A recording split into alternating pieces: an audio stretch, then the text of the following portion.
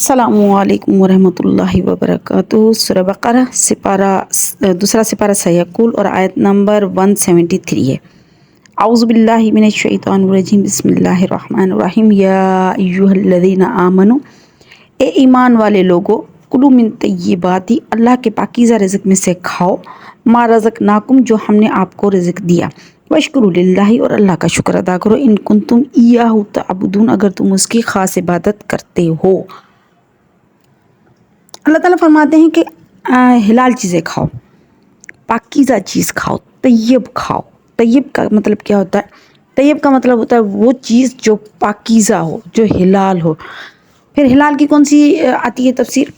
ایک تو وہ جو قرآن شریف میں بتائے گئے ہیں وہ چیزیں حلال ہیں، اس کے علاوہ جو حدیث میں بتائے گئے وہ حلال ہے۔ الحلال بین، الحرام بین، واضح طور پر بتا دیا کہ یہ چیز حلال ہے، یہ چیز حرام ہے، ٹھیک ہے۔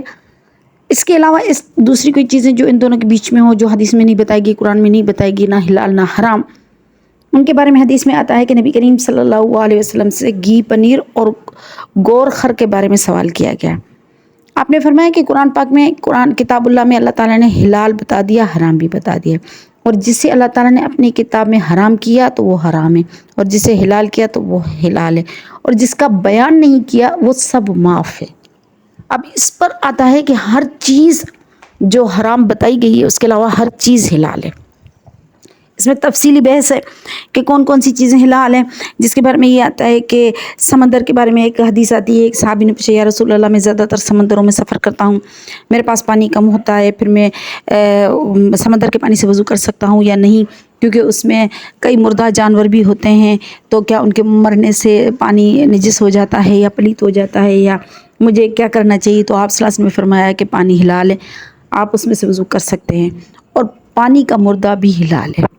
اب پانی کا مردہ حلال ہے یا پانی کا جانور شکار، پانی کا شکار حلال ہے، یا پانی کا شکار ہے جو یہ کیا ہے، یہ کون کون سی چیزیں حلال ہے؟ اس میں ایک تفصیلی بحث موجود ہے کہ سمندر کے کون کون سے جانور حلال ہیں۔ امام ابو حنیفہ رحمۃ اللہ علیہ فرماتے ہیں کہ سمندر میں صرف مچھلی حلال ہے، مچھلی کے علاوہ کوئی چیز بھی حلال نہیں ہے، کسی بھی چیز کو ہم نہیں کھا سکتے۔ سمندر میں کئی طرح کے جانور ہوتے ہیں، سمندر میں کیکڑے ہوتے ہیں، آکٹوپس ہوتے ہیں، یا اس طرح کی جتنی بھی چیزیں ہوتی ہیں وہ سب حلال نہیں ہیں، ہم صرف مچھلی کھا سکتے ہیں، مچھلی حلال ہے۔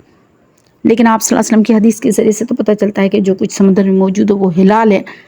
تو پھر اس کی تفصیل میں بعض حضرت اپنے امام جو ہیں وہ فرماتے ہیں، امام شافعی رحمۃ اللہ علیہ فرماتے ہیں کہ طیب حلال ہے۔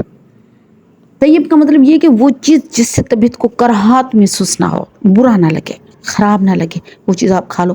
مثال کے طور پر وہ کہتے ہیں کہ مینڈک کے علاوہ پانی کا ہر جانور حلال ہے، کیونکہ مینڈک کو کھاتے ہوئے طبیعت میں کراہت آتی ہے، خراب محسوس ہوتا ہے، برا فیل ہوتا ہے، اچھا نہیں لگتا کھانا، تو اس لیے ہر وہ چیز جو جس میں طبیعت میں کراہت محسوس ہو وہ طیب میں شامل نہیں ہوتی ہے۔ طیب کا مطلب ہوتا ہے پاکیزہ، اچھا لگنے والا، اس لیے ہر چیز کھا سکتے ہیں۔ اس حساب سے اگر دیکھا جائے تو کیکڑا ہے، یہ آکٹوپس ہے، یہ ساری چیزیں جس طرح کی یہ کھاتے ہیں، انگریز کھاتے ہیں، یا جتنے بھی یہ کھانے کھائے جاتے ہیں، سی فوڈ ہوتے ہیں مچھلی کے علاوہ، تو اس حساب سے تو پھر یہ سارے حلال ہو جاتے ہیں۔ اور امام مالک رحمۃ اللہ علیہ فرماتے ہیں کہ جو چیز زمین پر حرام ہے اس کی مثل سمندر میں حرام ہے، جو چیز زمین پر حلال ہے اس کی مثل سمندر میں حلال ہے۔ مثال کے طور پر زمین پر گھوڑا حلال ہے تو سمندری گھوڑا بھی حلال ہے۔ اس طرح جو چیز سمندر کی زمین پر حلال ہے اسی کے جیسے اگر چیز سمندر میں موجود ہے تو وہ حلال ہے، اور اگر وہ حرام ہے تو پھر وہ حرام ہے۔ اچھا، بڑی تفصیلی بحث ہے اس میں، یہ علماء حضرات کی بحث سے زیادہ ڈیٹیل میں نہیں جاتی، لیکن اتنا بتا دوں کہ حلال اور حرام کے بارے میں تفصیلی بحث موجود ہے۔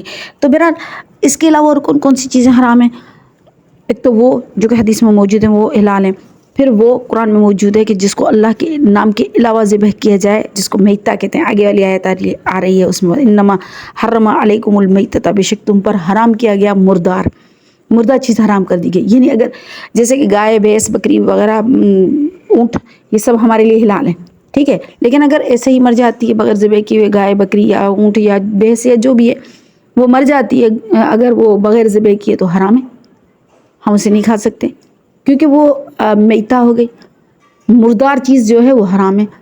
حدیث مبارک میں آتا ہے اللہ نے 2 مردار اور 2 خون حلال کیے ہیں، پھر اس کی ڈیٹیل بھی بتائیے کہ جو 2 مردار حلال کی ان میں سے ایک مچھلی ہے، کیونکہ مچھلی کو ہم ذبح نہیں کرتے، پانی سے نکالتے وہ خود مر جاتی ہے، اس کو ذبح نہیں کرتے لیکن وہ حلال ہے۔ اس کے علاوہ ٹڈی کھائی جاتی ہے، چھوٹا سا ہوتا ہے، کیڑا ہوتا ہے جو کہ فصلوں کو تباہ بھی کر دیتا ہے، بڑی اس کی بھی ہسٹری ہے۔ بہرحال یہ جو ٹڈی ہوتی ہے اس کو بھی پکڑ کر اس کو آگ پر بھون کر کھا لیتے ہیں، اس کو ذبح نہیں کیا جاتا ہے، ایسے ہی مار کر ایسے ہی کھا لیتے ہیں، تو اس کو بھی بغیر ذبح کیے ہوئے کھاتے ہیں، تو یہ بھی مردہ حلال ہے۔ اور 2 خون حلال کیے گئے، ایک جگر کا ایک تلی کا، یہ دونوں خون حلال ہیں۔ تو اب ان ساری چیزوں سے پتہ چلتا ہے کہ میتہ یعنی مردار چیز کو حرام کیا گیا ہے ان ساری چیزوں کے علاوہ۔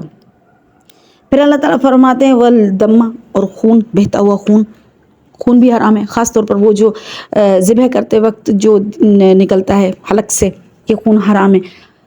کیونکہ اور اچھا مزے کی بات بتاؤں کہ آج کل کی سائنس نے بھی اس چیز کو پروف کیا ہے کہ اگر آپ نے ذبح کے بغیر جانور کو کھا لیا تو خون اس کے جو خلیوں میں جو جم جاتا ہے، جو اس کے جسم میں، وہ انسان کے لیے بہت زیادہ نقصان کار ہے۔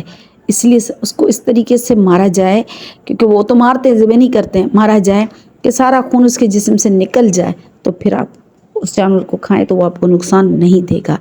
لیکن انگریز کیا کرتے ہیں، مشینوں کے ذریعے کٹائی کرتے ہیں جانوروں کی، اور وہ نہ تکبیر پڑھتے ہیں نہ ذبح کرتے ہیں، وہ گردن کو بالکل ہی جدا کر دیتے ہیں، ایک ہی اس کے ساتھ وار کے ساتھ، ایک ہی وار کے ساتھ گردن جو ہوتی ہے وہ اس کے دھڑ سے جدا ہو جاتی ہے۔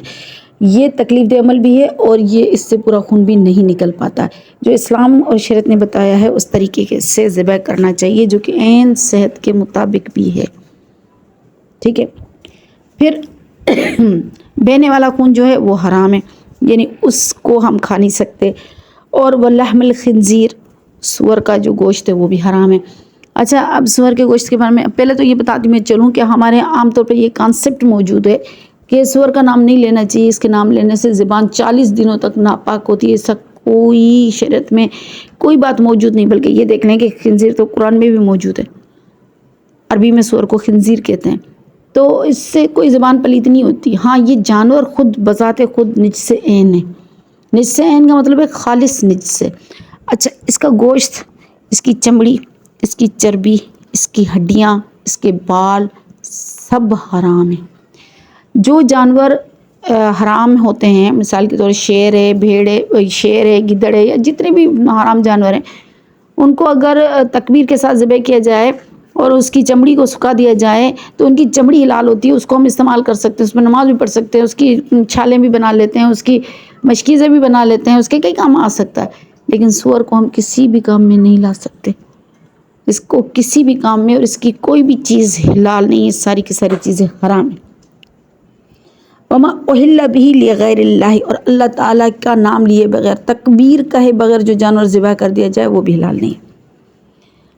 اچھا، اب اس میں بھی اختلاف موجود ہے، آیا تکبیر کہتے وقت یعنی ایک مسلمان جو ذبح کر رہا ہوتا ہے اور وہ بھول جائے تکبیر کہنا اور ایسے ہی جانور کو ذبح کر دے تو وہ جائز ہے، وہ حلال ہے، بھول چک تو ویسے بھی معاف ہے، لیکن بغیر اس کے تکبیر کے جان بوجھ کر تکبیر کو چھوڑائے وہ جانور جو ہے وہ حلال نہیں ہے، اس لیے جانور کو تکبیر کے ساتھ حلال کرنا چاہیے۔